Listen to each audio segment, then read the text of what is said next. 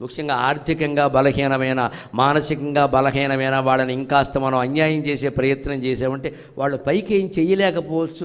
దేవుడు ఇలా చేశాడు అని కళ్ళజోడు తీసి కళ్ళు ఒత్తుకుంటారమ్మా, కానీ ఆ ఉసురు మనకి తగులుతుంది, ఆ ఉసురు మనకి తగులుతుంది. ఎందుకంటే భగవంతుడు బలహీనుల పార్టీ, భగవంతుడు పేదల పార్టీ, ధనవంతుల పార్టీ కాదు. ప్రత్యక్ష ప్రమాణం చెబుతున్న భగవంతుడు పేదల పార్టీ, ధనవంతుల పార్టీ కాదు. కుచేలుణ్ణి ఐశ్వర్యవంతుడిని చేశాడు, కుబేరుడు అప్పు ఇప్పటికీ తీర్చల.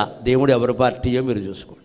కుచేలుణ్ణి ఐశ్వర్యవంతుని చేసిన వాడు ఏ భగవంతుడు? ఆయనే వెంకటేశ్వర అవతారం అయితే కుబేరుడు అప్పు ఎప్పటికీ తీర్చాలి. వాడికి 3 కోట్లు నా తీర్చకపోతే నష్టం లేదులే అని చెప్పాడు. రోజు తిరుపతి గుమ్మంలో పడి ఆడవలసిందే. ఎంత కుబేరుడు, గుడ్డిగా నేసుకుని. ఏమిటి కుబేరత్వం గొప్ప ఇక్కడ? భగవంతుడు పేదల పార్టీ, భగవంతుడు బలహీనుల పార్టీ, భగవంతుడు మానసికంగా దుఃఖపడేవాళ్ళ పార్టీ, భగవంతుడు సుఖంగా ఉండేవాళ్ళ పార్టీ కాదు, దుఃఖంలో ఉన్నవాళ్ళ పార్టీ. దుఃఖంలో ఓదార్పే కరుణ, ఆ కరుణే భగవంతుడు.